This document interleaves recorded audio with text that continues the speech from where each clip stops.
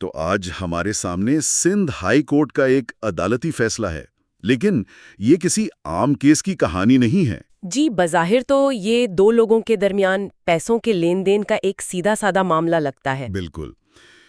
فرض کریں کہ دو لوگوں کے بیچ پیسوں کا لین دین ہوتا ہے، کچھ زیورات گروی رکھے جاتے ہیں اور پھر جھگڑا ہو جاتا ہے۔ عام طور پر یہ ایک نجی معاملہ لگتا ہے نا؟ ہاں، لیکن یہ کیس بالکل مختلف ہے۔ اور کیا ہو اگر میں کہوں کہ اس بظاہر چھوٹے سے جھگڑے کے پیچھے ایک ایسا نیا قانون کام کر رہا ہے جو اس لین دین کو 10 سال قید کی سزا والا سنگین جرم بنا دیتا ہے۔ بالکل، اور آج ہم اسی کی گہرائی میں اتریں گے۔ ہم یہ سمجھنے کی کوشش کریں گے کہ سندھ میں سود پر نجی قرض دینے کا کاروبار کیسے یکسر بدل رہا ہے اور اس نئے قانون کی وجہ سے کسی کی آزادی کا سوال کتنا پیچیدہ ہو گیا ہے۔ جی، اور یہ معاملہ صرف ایک فرد کے پیسے یا زیورات کا نہیں ہے۔ یہ اس بات کی عکاسی کرتا ہے کہ جب ریاست ایک ایسے کاروبار کو جو صدیوں سے معاشرے میں کسی نہ کسی شکل میں موجود ہے، اچانک ایک سنگین جرم قرار دے دیتی ہے تو ہوتا کیا ہے؟ صحیح۔ یہاں اصل سوال یہ ہے کہ عدالتیں اس نئے قانون کی تشریح کیسے کرتی ہیں، خاص طور پر جب بات کسی کی گرفتاری سے پہلے ضمانت کی ہو، یعنی اس کی آزادی کی۔ تو یہ فیصلہ ہمیں اس نئے قانون کے نفاذ کی ایک بہت واضح اور شاید کچھ لوگوں کے لیے ایک پریشان کن جھلک دکھاتا ہے۔ بالکل۔ تو آئیے کہانی سے ہی شروع کرتے ہیں۔ یہ معاملہ آخر ہے کیا؟ بالکل آسان لفظوں میں اگر آپ بتائیں۔ کہانی بہت سیدھی ہے۔ ایک شخص نے 2,50,000 روپے کا قرض لیا۔ ٹھیک ہے۔ اور اس قرض کی ضمانت کے طور پر اس نے اپنے گھر کے 18 سونے کے زیورات گروی منگوائے۔ اور سود؟ سود کی شرح طے ہوئی 5% ماہانہ۔ 5% ماہانہ؟ یہ تو سال کا 60% بن گیا۔ جی، بہت زیادہ۔ تو پھر تنازع کہاں سے شروع ہوا؟ جھگڑا کب ہوا؟ جھگڑا تب شروع ہوا جب قرض لینے والے نے، جو اس کیس میں شکایت کنندہ ہے، اصل رقم اور سود کی رقم واپس کر کے اپنے زیورات واپس مانگے۔ اور انہوں نے منع کر دیا؟ انہوں نے زیورات واپس کرنے سے انکار کر دیا۔ بس اسی انکار پر ان کے خلاف FIR درج کروا دی گئی۔ ملزمان تھے روپ چند عرف رمیش اور نریش کمار۔ تو ملزم دو لوگ ہیں، روپ چند اور نریش کمار، لیکن ان پر جو الزامات لگے ہیں وہ عام دھوکہ دہی یا امانت میں خیانت سے کہیں زیادہ سنگین ہیں۔ جی، یہیں پر وہ نیا قانون دخل گر ہے۔ ٹھیک ہے۔ بالکل، یہی اس کیس کا سب سے اہم نقطہ ہے۔ ان پر پاکستان پینل کوڈ کے دفعہ 420 یعنی دھوکہ دہی اور 406 یعنی مجرمانہ خیانت کے الزامات تو ہیں، لیکن اصل گیم چینجر ہے Sindh prohibition of interest on private loans act 2023 کی دفعہ 3۔ اچھا۔ اسی قانون نے اس معاملے کو دو افراد کے نلی جھگڑے سے اٹھا کر ریاست اور معاشرے کے خلاف ایک سنگین جرم بنا دیا ہے۔ اور FIR میں دونوں پر الگ الگ الزام ہیں۔ ہاں، FIR کے مطابق نریش کمار پر براہ راست سود پر قرض دینے اور اس کا کاروبار چلانے کا الزام ہے، جبکہ روپ چند پر اس غیر قانونی کام میں سہولت کاری اور مدد فراہم کرنے کا الزام ہے۔ اچھا، تو ایک طرح سے یہ نیا قانون اس پورے معاملے کا محور بن گیا۔ اب جب کیس عدالت پہنچا اور ملزمان نے گرفتاری سے بچنے کے لیے ضمانت کی درخواست دی تو ظاہر ہے ان کے وکیلوں نے بھی کچھ دلائل دیے ہوں گے۔ وہ کیا تھے؟ جی، ان کے وکیلوں نے وہی کلاسک دلائل دیے جو اکثر ایسے کیسز میں دیے جاتے ہیں۔ پہلا کہ ان کے موکل بے گناہ ہیں اور انہیں جھوٹے کیس میں پھنسایا جا رہا ہے۔ ٹھیک ہے۔ دوسرا، اور یہ ایک اہم نقطہ تھا، کہ FIR درج کروانے میں 3 ماہ سے زیادہ کی تاخیر کی گئی۔ 3 ماہ؟ یہ تو بہت زیادہ تاخیر ہے۔ جی، اور تیسرا قانونی نقطہ یہ تھا کہ اس جرم کی زیادہ سے زیادہ سزا 10 سال ہے، جو قانون کی ان شقوں میں نہیں آتی جہاں ضمانت دینا تقریباً ناممکن ہوتا ہے، جیسے کہ عمر قید یا سزائے موت والے جرائم۔ 1 منٹ، FIR میں 3 مہینے کی تاخیر؟ یہ تو کوئی چھوٹی بات نہیں۔ عام طور پر عدالتیں اس نقطے کو بہت سنجیدگی سے لیتی ہیں، کیونکہ اس سے شک پیدا ہوتا ہے کہ شاید کہانی بعد میں بنائی گئی ہو۔ یہاں ایسا کیوں نہیں ہوا؟ آپ نے بہت اہم سوال اٹھایا ہے۔ عام حالات میں عدالتیں اتنی تاخیر کو شک کی نظر سے دیکھتی ہیں، لیکن اس کیس میں عدالت نے معاملے کی نوعیت کو دیکھا۔ اچھا۔ عدالت کا موقف یہ تھا کہ سود پر قرض کا لین دین اکثر پردے کے پیچھے ہوتا ہے، اس میں کوئی لکھا پڑھی نہیں ہوتی، یہ اعتماد یا مجبوری کی بنیاد پر ہوتا ہے۔ صحیح۔ اس لیے جب جھگڑا ہوتا ہے تو ثبوت اکٹھا کرنا اور ہمت کر کے پولیس کے پاس جانا، اس میں وقت لگ سکتا ہے۔ تو عدالت نے اس تاخیر کو اس کیس کے مخصوص حالات میں نظر انداز کر دیا اور الزامات کی سنگینی پہ زیادہ توجہ دی۔ یہ تو بہت دلچسپ ہے کہ عدالت نے سیاق و سباق کو روایتی اصول پر ترجیح دی، لیکن یہ ضمانت بھی عام ضمانت نہیں تھی، یہ ضمانت قبل از گرفتاری تھی۔ اس کا کیا مطلب ہے؟ یہ ایک طرح کی خصوصی رعایت ہے نا؟ بالکل، اسے قانون کی زبان میں ایکسٹرا آرڈنری ریلیف یعنی ایک غیر معمولی رعایت کہا جاتا ہے۔ یہ ہر کسی کا حق نہیں ہے۔ اچھا، فیصلے میں عدالت نے اس پر بہت زور دیا ہے۔ اس کا مقصد یہ نہیں کہ ہر ملزم گرفتاری سے بچ جائے، بلکہ اس کا مقصد ان بے گناہ لوگوں کو بچانا ہے جنہیں کوئی ذاتی دشمنی کی وجہ سے بلیک میل کرنے کے لیے یا صرف ذلیل و خوار کرنے کے لیے جھوٹے کیس میں پھنسا رہا ہو۔ تو یہ ایک طرح کی شیلڈ ہے جو بدنیتی پر مبنی قانونی کارروائی سے بچاتی ہے۔ بالکل، اور یہ گرفتاری کے بعد والی ضمانت کا متبادل بالکل نہیں ہے۔ واہ، تو یہ ایک طرح کی ایمرجنسی ایگزٹ ہے، روزمرہ کا راستہ نہیں ہے۔ تو اس ایمرجنسی ایگزٹ کو استعمال کرنے کے لیے ملزمان کو عدالت کے سامنے کیا ثابت کرنا پڑتا ہے؟ انہیں عدالت کو یہ یقین دلانا ہوتا ہے کہ ان کے خلاف کیس سراسر بدنیتی پر مبنی ہے، کہ شکایت کنندہ کا مقصد انصاف نہیں بلکہ انہیں ہراساں کرنا ہے۔ اور اس کیس میں؟ اس کیس میں عدالت نے صاف صاف کہا کہ ملزمان ایسا کوئی بھی ثبوت پیش کرنے میں ناکام رہے جس سے یہ لگے کہ شکایت کنندہ نے ان سے بدلہ لینے کے لیے یہ کیس بنایا ہے۔ مطلب گواہوں کے بیانات اور ابتدائی تفتیش سب کچھ ان کے خلاف جا رہا تھا؟ جی بالکل، اس لیے عدالت نے کہا کہ انہیں یہ غیر معمولی رعایت نہیں دی جا سکتی۔ ٹھیک ہے، تو ملزمان کے دلائل کام نہیں آئے، لیکن اصل کھلاڑی تو یہاں یہ نیا قانون ہی لگتا ہے۔ آخر اس Sindh prohibition of interest on private loans act 2023 میں ایسا کیا خاص ہے جس نے ایک عام سے نظر آنے والے لین دین کو اتنا بڑا اور ناقابل ضمانت جرم بنا دیا؟ اس قانون کی طاقت اس کی سختی میں ہے۔ اس کا مقصد ہی یہی ہے کہ سندھ میں نجی سطح پر سود کے کاروبار کو جڑ سے اکھاڑ دیا جائے۔ اور اس کے لیے انہوں نے کیا کیا؟ اس کے لیے قانون بنانے والوں نے اس کے تحت ہونے والے جرائم کو 3 بہت اہم کیٹیگریز میں رکھا ہے: قابل دستاندازی پولیس کوگنیزیبل، ناقابل راضی نامہ نان کمپاؤنڈیبل، اور ناقابل ضمانت نان بیلیبل۔ ان تینوں الفاظ کے پیچھے بہت گہرے قانونی معنی ہیں۔ آئیے ان کو ایک ایک کر کے سمجھتے ہیں، کیونکہ یہ بہت ضروری ہے۔ سب سے پہلے کوگنیزیبل یا قابل دستاندازی پولیس، اس کا کیا مطلب ہے؟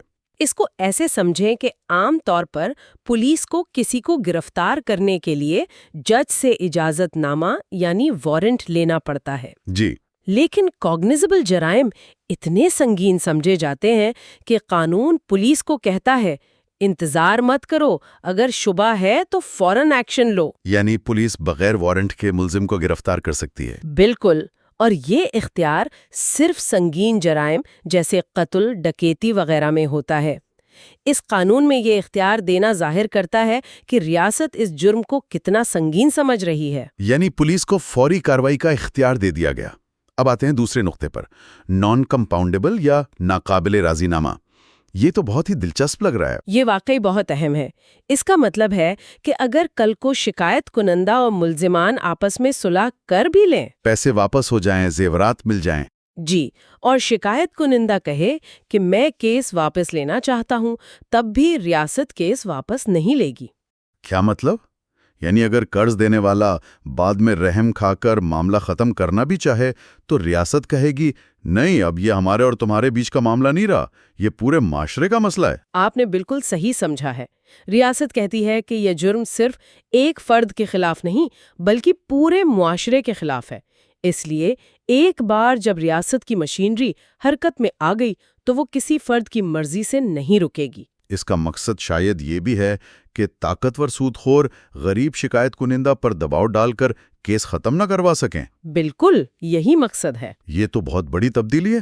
اور آخری، نان بیلیبل یا ناقابل ضمانت، اس کا مطلب تو صاف لگتا ہے کہ ضمانت نہیں ملے گی۔ نہیں، یہاں ایک باریکی ہے۔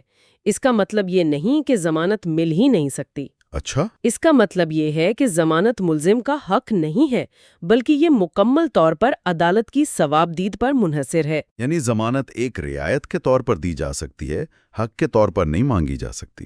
جی، ناقابل ضمانت جرائم میں عدالت کو ضمانت دینے کے لیے بہت ٹھوس وجوہات چاہیے ہوتی ہیں۔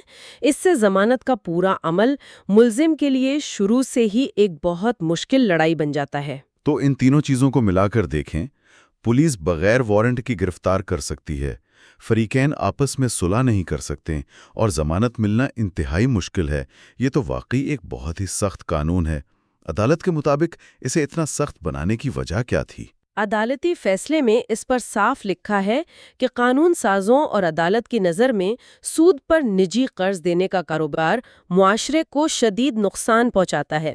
ایک سماجی برائی کے طور پر دیکھا جا رہا ہے اسے۔ جی، ایک ایسی سماجی برائی جو غریب کو مزید غریب کرتی ہے، خاندانوں کو تباہ کرتی ہے اور اکثر دیگر جرائم کو بھی جنم دیتی ہے۔ عدالت کا موقف ہے کہ ایسی برائی کو جڑ سے اکھاڑنے کے لیے نرم رویہ نہیں اپنایا جا سکتا۔ اس کے لیے سخت ترین اقدامات کی ضرورت تھی، اور یہ قانون اسی سوچ کا نتیجہ ہے۔ ان تمام دلائل، قانون کی سخت تشریح اور سماجی برائی کے خاتمے کے عزم کے بعد عدالت کا حتمی فیصلہ تو واضح ہی ہو گیا ہوگا۔ جی، عدالت نے ملزمان کی ضمانت قبل از گرفتاری کی درخواست مسترد کر دی۔ عدالت نے اپنے فیصلے کی وجہ بتاتے ہوئے کہا کہ الزامات سنگین ہیں، گواہوں کے بیانات ان کے خلاف ہیں اور ملزمان یہ ثابت نہیں کر سکے کہ کیس بدنیتی پر مبنی ہے۔ اور عدالت نے تحریری ثبوت نہ ہونے والی دلیل کے بارے میں کیا کہا؟ کیونکہ یہ ایک اہم نقطہ ہے کہ ایسے معاملات میں اکثر کوئی کاغذی کارروائی نہیں ہوتی۔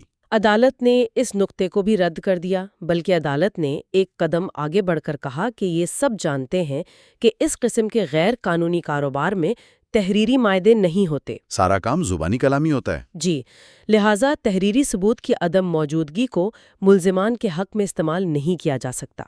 ایک طرح سے عدالت کہہ رہی تھی، ہمیں معلوم ہے یہ کھیل کیسے کھیلا جاتا ہے، اور آپ کے پاس رسید نہیں ہے، یہ آپ کو بچانے کے لیے کافی نہیں ہے۔ لیکن اس فیصلے کا اثر صرف ان دو ملزمان روپ چند اور نریش کمار تک محدود نہیں رہا۔ یہیں پر کہانی ایک چھوٹے عدالتی کیس سے نکل کر ایک بڑے انتظامی حکم نامے میں بدل جاتی ہے نا؟ بالکل، اور یہی اس فیصلے کا سب سے دور رس اور طاقتور پہلو ہے۔